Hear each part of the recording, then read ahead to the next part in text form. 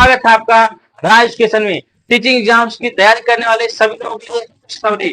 नवोदय ने अपना कैलेंडर जारी कर दिया है। इसमें नई वैकेंसी आने वाली है। ये वैकेंसी कब आएगी और इसका एग्जाम्स कब तो होगा, इसका पैटर्न क्या होता है, इसका एलिजिबिलिटी क्या होगी, इस सभी के बारे में आज हम नवोदय का फॉर्म 15 जुलाई से भरना स्टार्ट हो जाएगा। इसका एग्जाम 30 सितंबर तक जाते जाते इसका एग्जाम हो जाएगा।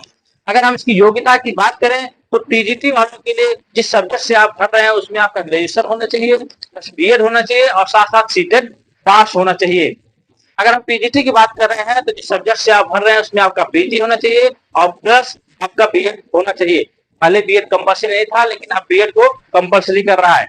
अगर एज लिमिट की बात करें तो टीजीटी वालों के लिए एज लिमिट 35 साल है और पीजीटी वालों के लिए एज लिमिट 40 साल है।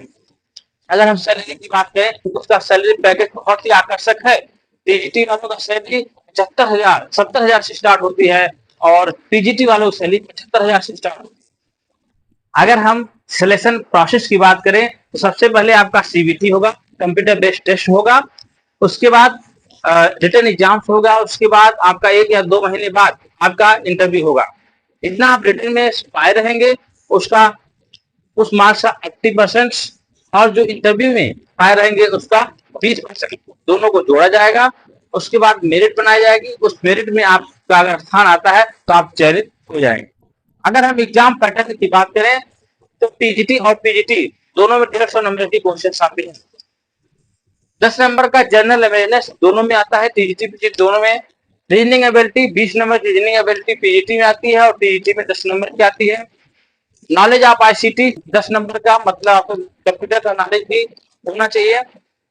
टीचिंग एप्टीट्यूड 10 नंबर के टीचिंग एप्टीट्यूड से क्वेश्चन पूछता है और जिस सब्जेक्ट से आपने यूजी या पीजी किया हुआ उसका उसमें उस सब्जेक्ट का 80 नंबर के क्वेश्चन उस सब्जेक्ट से पूछता है।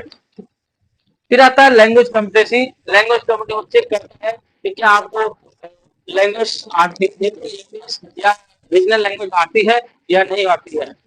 तो हिंदी 10 नंबर का हिंदी, 10 नंबर का इंग्लिश पूछता है और अगर रीजनल पीजीटी में रीजनल लैंग्वेज नहीं पूछता है और टीजीटी में रीजनल लैंग्वेज भी 10 नंबर के आता है।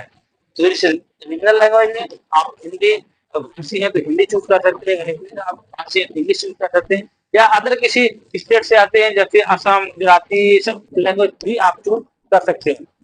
ये जो है लैंग्वेज कॉम्पिटेंसी, इसमें इसका मार्क्स जो है मेन वाले नहीं जुड़ता है लेकिन इसको क्वालिफाई करना जरूरी होता है। 40% इसका क्वालिफाइंग मार्क्स होता है। अगर आप इसको नहीं क्वालिफाई करते हैं तो आप चाहे जितना भी क्वेश्चन अटेम्प्ट कर रहे हैं सब बेकार है, आगे काफी आपकी चेक नहीं होगी।